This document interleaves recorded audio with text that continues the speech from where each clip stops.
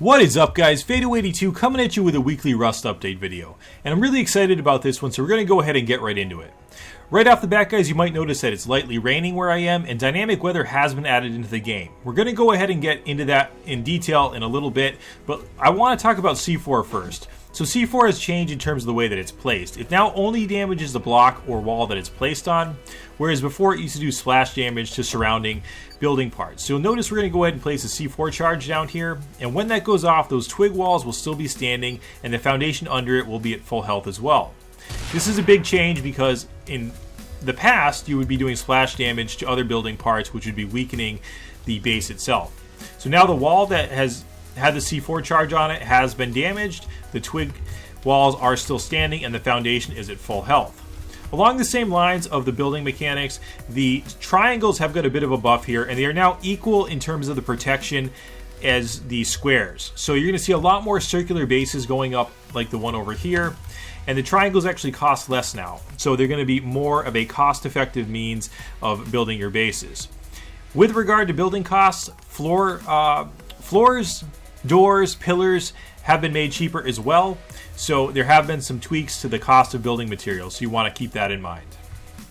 And the semi-automatic pistol has been added into the game. It's absolutely a beautiful weapon design, great job, and in terms of the character model, when a character's holding it, it looks like a massive gun. It looks like some type of a makeshift Desert Eagle. And just as we're starting to demonstrate it, a more thorough storm has rolled in here, showing off the more dynamic weather. Awesome stuff. So I'm going to go ahead and show you how the gun works. Just like any gun, you aim down the iron sights. You can also shoot from the hip.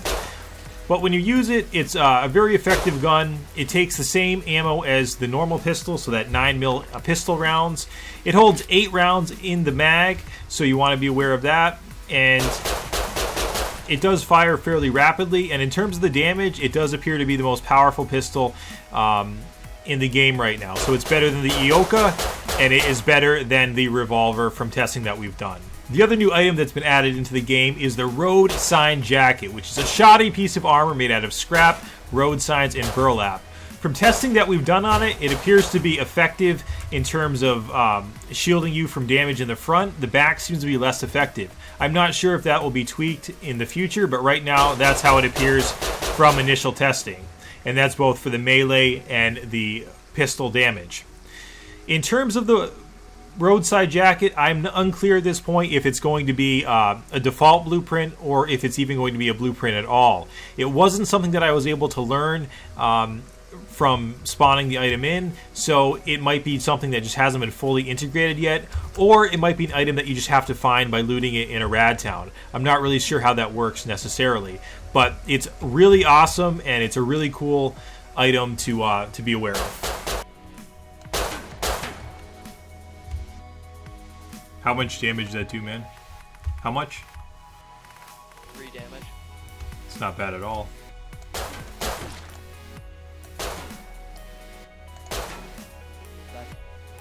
That did a lot. I'm down to 45 and bleeding at 55%. So the back seems to be less protective than the front.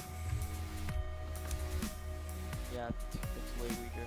And in terms of the weather patterns, they're very dynamic and each storm appears to be a little bit different. I wouldn't call this a storm right now necessarily, but we are getting some precipitation. There's some light snow and rain mixed together, and my character is both wet and cold.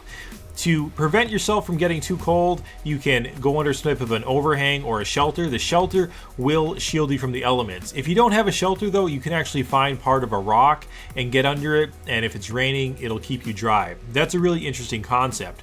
With regard to the weather, it's completely dynamic and no day is the same and no weather pattern is the same, which is really cool.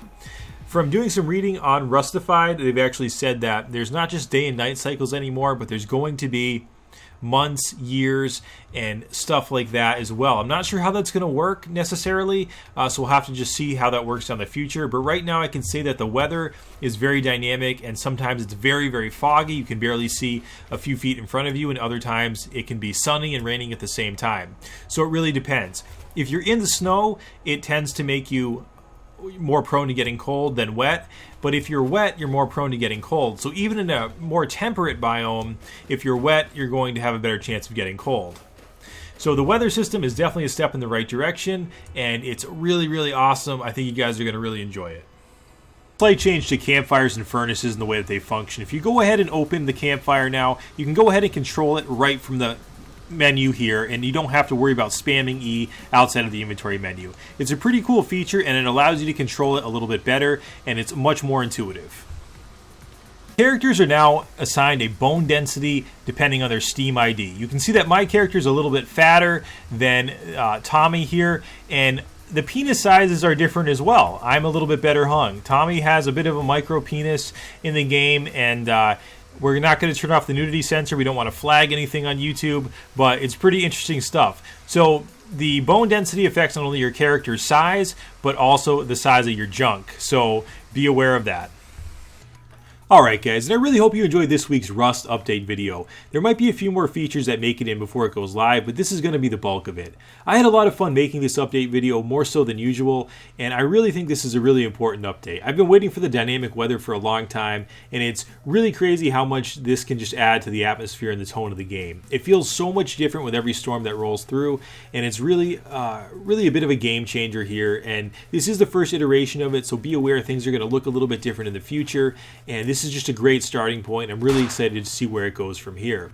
Right now there's rain and snow added into the game. Hopefully we'll see lightning in the future, and it would be really awesome if in the future you could randomly get hit by lightning if there was a small chance for that happening, especially if you're wearing like metal armor. That would be absolutely awesome. So guys, again, I really hope you enjoyed the video. I had a lot of fun making it. As always, this is Fado82. Peace. I'm just making a YouTube video. I'm just making it. You look badass, man, but you got a tiny wiener, man, for a Negro. You got a tiny wiener. Hey, man, you know, that's just a stereotype. That's just a stereotype. We don't all have a lot of pixels, okay? You know, some of us are just average. Look at that shit, man. Right on, man.